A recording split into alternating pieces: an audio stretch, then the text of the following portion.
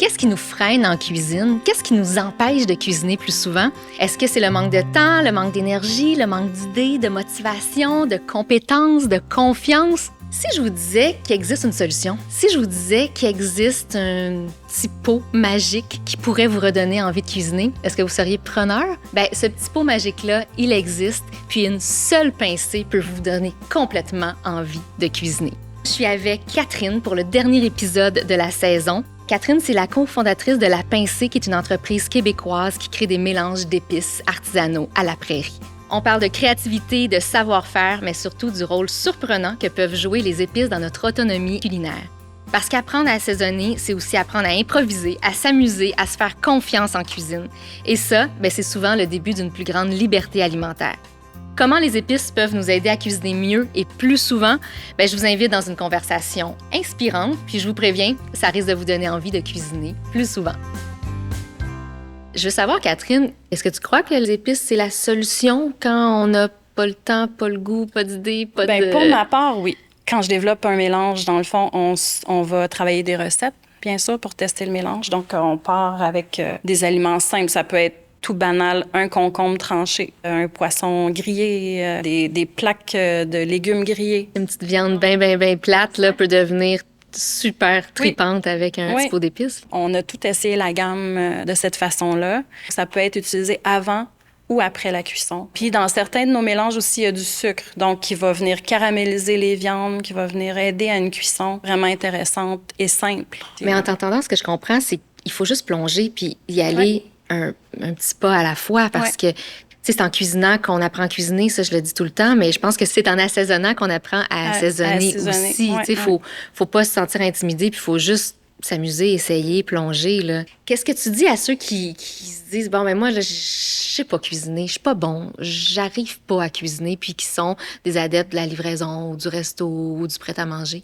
Je dirais d'aller au marché, de se prendre des petites quantités, l'aliment lui-même, avec un léger assaisonnement, puis déguster tout simplement. Des produits locaux, des produits frais, un bon assaisonnement, puis de pas partir en peur, de pas partir dans des gros projets, de pas se lancer dans des recettes compliquées, de viser la simplicité. Puis ça, c'est clair que souvent on voit la cuisine comme étant un gros projet, la cuisine va être un champ de bataille, ça va... Tu sais, la vaisselle, tu sais, les gens ils voient ça comme... Mais une montagne. Je me dis toujours, tu sais, aussi... Si on commence petit, on peut facilement s'organiser. Donc, tu sais, le plan de travail, le garder propre, enchaîner les étapes, mais tu sais, sans qu'il y en ait partout, là, ça, c'est possible, là. Puis, tu sais, l'autre exemple aussi, des fois, que je nomme souvent dans les marchés, c'est, tu sais, une purée de pommes de terre. Les gens font ça souvent. Mais, tu sais, on peut essayer avec la pincée épicée, par exemple. Il y a du curcuma, donc ça va vraiment donner une belle coloration. Tu sais, juste ça peut faire changement. C'est complètement simple, mais la purée de pommes de terre va se transformer avec les épices. C'est de partir de ce qu'on fait déjà, puis d'intégrer les épices dans des plats qu'on maîtrise, qu'on connaît, qu'on comprend, qu'on réussit. C'est ça, fait que ça n'a pas besoin d'être justement une grande recette. Là. L'introduction aux épices, ça peut se faire justement simplement. Là. Quand on commence, puis on voit l'effet wow que l'épice ajoute, on voit la réaction des gens autour de la table, on voit le plaisir que l'épice procure, je trouve que ça nous donne de la confiance, ça nous valorise. Fait que l'épice a ce super pouvoir. Là, Je trouve, oui, vraiment. Puis parle-moi de la qualité, justement. Comment vous choisissez vos épices? Comment, tu sais, ça vient d'où? On a plusieurs fournisseurs. On a des épices d'un peu partout dans le monde, c'est sûr. Là, le poivre noir, vert, les baies roses.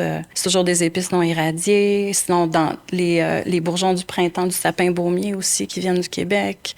Le piment Goria, de type Espelette, qui pousse ici, à Sainte-Madeleine. Le thym, la sauge, le romarin, c'est tous des fournisseurs aussi québécois.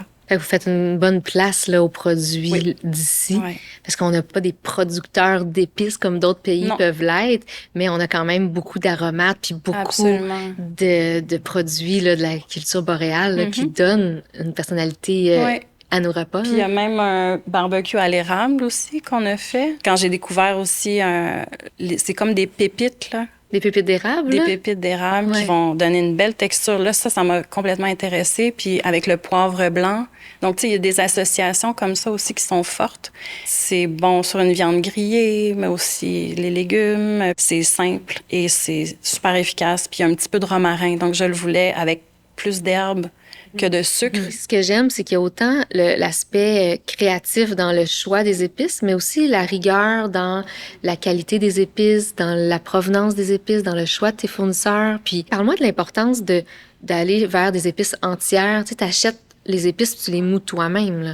Oui, bien, tout d'abord pour la fraîcheur, c'est sûr, puis pour faire différentes moutures. Fait que c'est toi qui contrôles la texture finale, puis Exact. tu peux aller dans différentes textures là, selon Puis on est sûr que l'idée t'as. c'est juste l'épice qui se retrouve dans le mélange. Parce que quand on achète les épices moulues, il peut avoir un risque que l'épice soit coupée par un agent de remplissage, qu'elle soit pas pure, qu'elle ait été un peu falsifiée pour diminuer les coûts, là, parce que c'est une réalité dans l'industrie des épices. Tout à fait. Donc ici, on n'est pas là-dedans, justement. Donc l'épice entière nous permet d'offrir une belle qualité. Fait que c'est aussi ça qui vous distingue, parce que vous êtes pur. Vous avez, vous contrôlez les épices de A à Z, puis vous n'avez pas... Puis on a voulu créer, c'est ça, le projet, justement, parce qu'on voulait nous-mêmes cuisiner au quotidien avec nos mélanges. Ici, c'est l'espace où on fabrique. Donc, là, c'est ton espace créatif, là. Oui. C'est ça? Exact. Donc, j'ai commencé une petite base de recettes. Ici, la pincée de l'anse. La pincée de l'anse, c'est celui avec les algues? Avec les algues d'Haute-Gaspésie. Ça, c'est le sel de mer de Guérande. De Guérande, oui, c'est ça. Les flocons d'algues qu'on va peser ensemble. Ça sent le voyage. Ça sent les vacances. C'est un beau mélange de wakame, kombu puis dulse. Ah oui, mais regarde ça. Ah, c'est beau, là. Hey, juste l'air, là. Hey, toi, ça doit sentir bon tout le temps. Oui. Ta vie est parfumée. C'est ça. C'est vraiment tous les sens. Là, je viens d'ajouter du curcuma aussi. Ça ajoute une autre... c'est beau, ça visuellement. vient teinter les différents sels de mer. Ici, c'est un mélange poivre et on a aussi la baie de Genièvre. Ah ouais. C'est du Québec aussi. Oh! Fait que, tu sais, c'est très physique, là, Catherine. Hein? Oui. Pourquoi c'est pas automatisé? Tu pourrais avoir comme une espèce de malaxeur ou quelque chose qui mélange pour toi les épices puis que tu fais juste les rajouter? Absolument. Mais on tient à ce côté-là, justement, pour rester proche de notre produit. Une belle qualité. Fait que tu tiens à garder des petits volumes puis à puis pas... au fur et à mesure aussi qu'on brasse, on voit que, tu sais, je veux dire, je les ai en tête aussi, là, à ce à quoi ça doit ressembler. Visuellement, puis... Ouais. Tu perdrais un peu dans le processus si tu faisais ça de façon automatisée ou mécanisée. Là. Tu sais, là, ça te donne vraiment encore le contact avec le produit. Puis je peux le comprendre, là, parce que même moi, là, je suis comme « c'est le fun! » Voilà.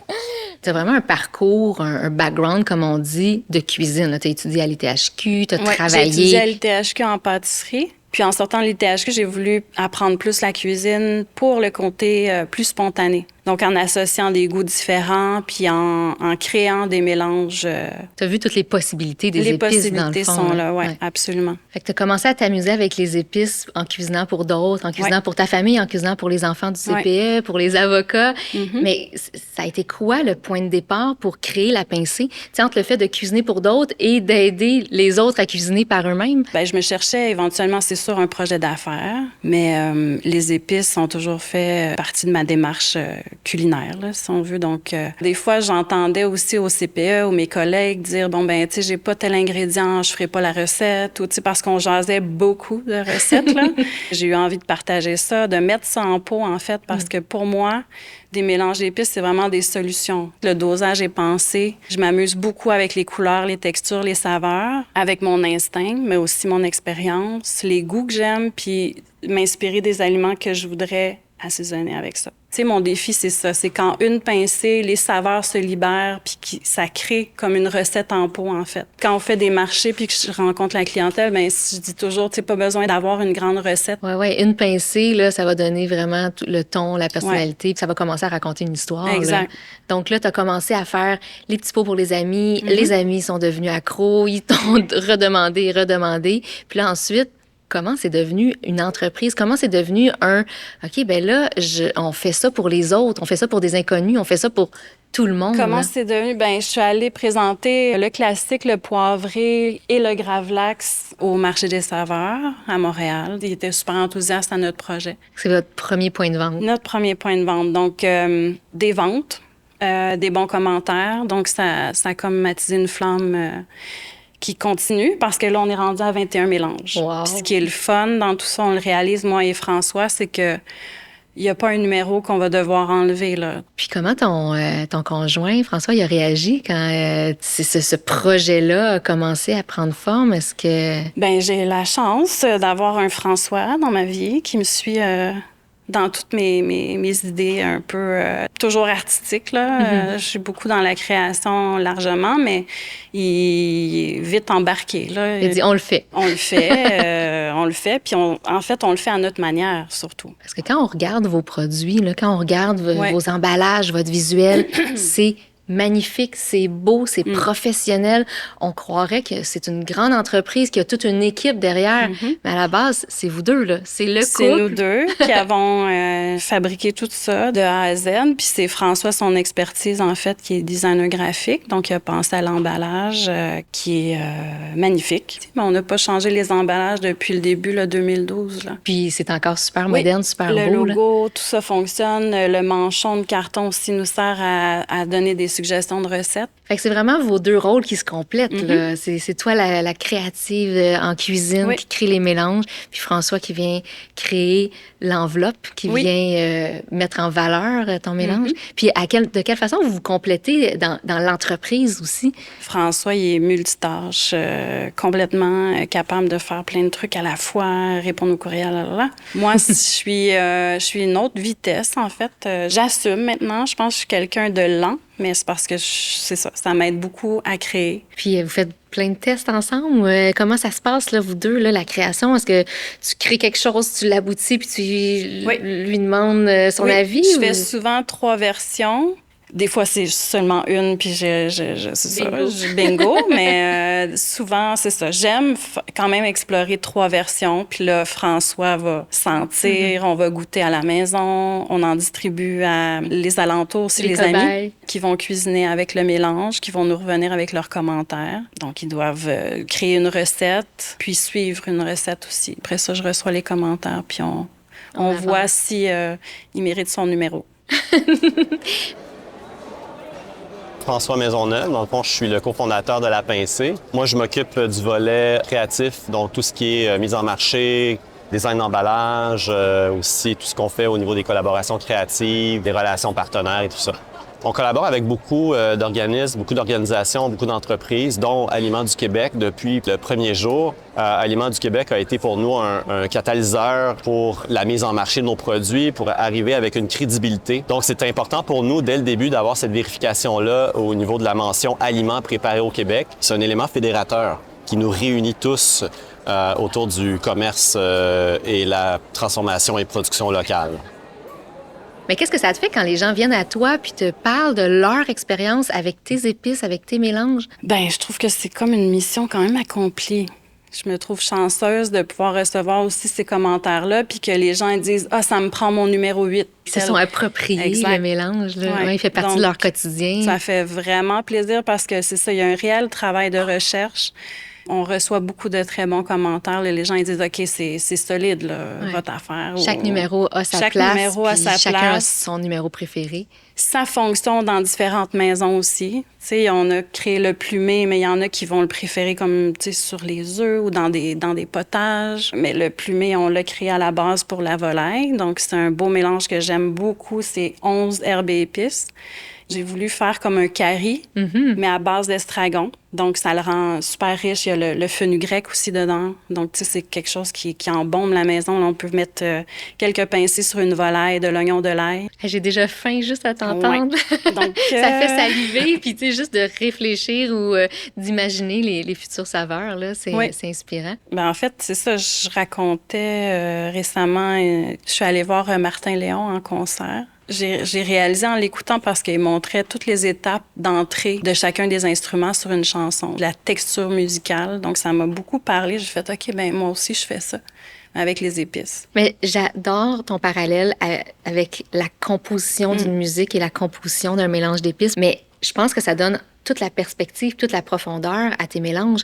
Je pense que ça fait en sorte que tes produits vont se distinguer des autres mélanges d'épices qui ont été faits de façon peut-être un peu plus industrielle, cartésienne, avec une addition un peu plus systématique de ça plus ça plus ça égale un mélange Tex-Mex ou un mélange barbecue ou un mélange curry.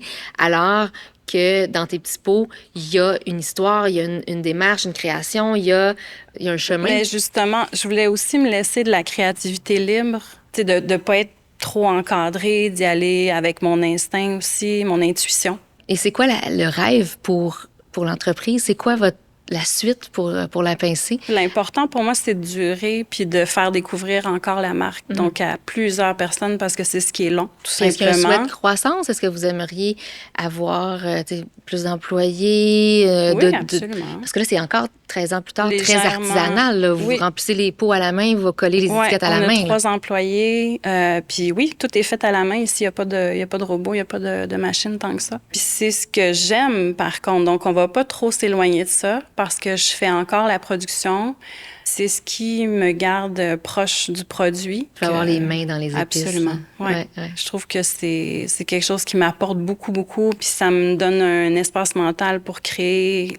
Dans chacun de nos mélanges, il y a souvent une rencontre, il y a une histoire aussi derrière les mélanges. Donc, en faisant, par exemple, le mélange de l'anse, je vais penser à Stéphane, qui cueille les algues pour nous. Puis j'ai vu aussi une collab avec le chocolat, oui, avec... Allô Simone. Avec Allô Simone. Allô Simone, c'est le gruet de cacao qu'on a mis en valeur dans le mélange. Donc ça, c'est vraiment intéressant comme ingrédient brut. Il y a comme une petite amertume, mais c'est quelque chose de riche. Il y a une texture de croquant. De la profondeur aussi. Oui. Hein? Ouais. Une belle texture de croquant. Je travaille différentes moutures d'un même ingrédient que je rassemble. Donc, en bouche, ça donne comme des étapes de dégustation. Donc, le gruet est moulu de différentes façons, puis intégré dans le mélange de 5 poivres.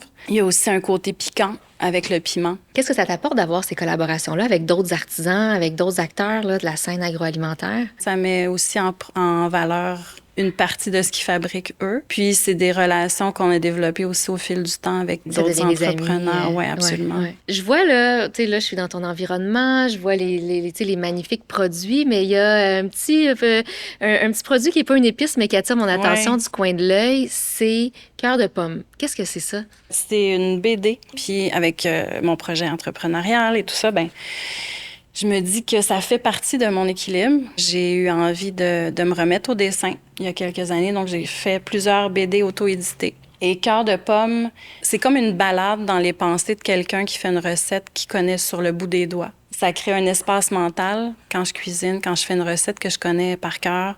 Dans ce cas-ci, je donne ma recette de gâteau aux pommes que je fais depuis toujours. Puis ça vient avec un sachet d'épices. Puis ça t'apporte un équilibre? Ça te permet de t'aider à gérer ton stress? Absolument. C'est ça, je fais ça le soir.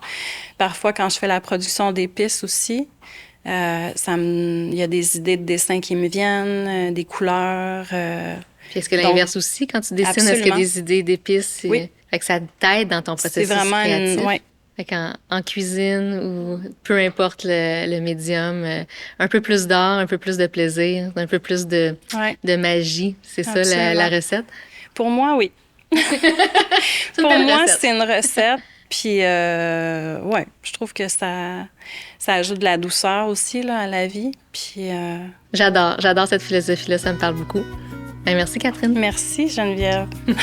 Ce que Catherine m'a rappelé aujourd'hui, c'est qu'un geste tout simple comme assaisonner peut complètement transformer notre rapport à la cuisine et même notre quotidien. Ça peut nous donner confiance, nous valoriser, nous apaiser et même nous permettre de se réaliser. Puis c'est ça, au fond, le cœur de mon balado, c'est de redonner du sens à ce qu'on mange et aussi aux gestes qu'on pose au quotidien. Puis ce que je réalise au fil de mes rencontres, c'est que manger local, là, ça n'a pas besoin d'être compliqué. Puis si on peut cuisiner avec autant de saveur puis de fierté aujourd'hui, c'est grâce à nos artisans, à nos producteurs, à nos transformateurs. C'est grâce à leur travail, à leur persévérance, à leur créativité qu'on a accès à une incroyable variété de produits d'ici. Merci d'avoir été là. Merci de croire, comme moi, en l'importance de ce qu'on met dans notre assiette. Et surtout, merci d'avoir écouté les histoires des gens derrière nos aliments.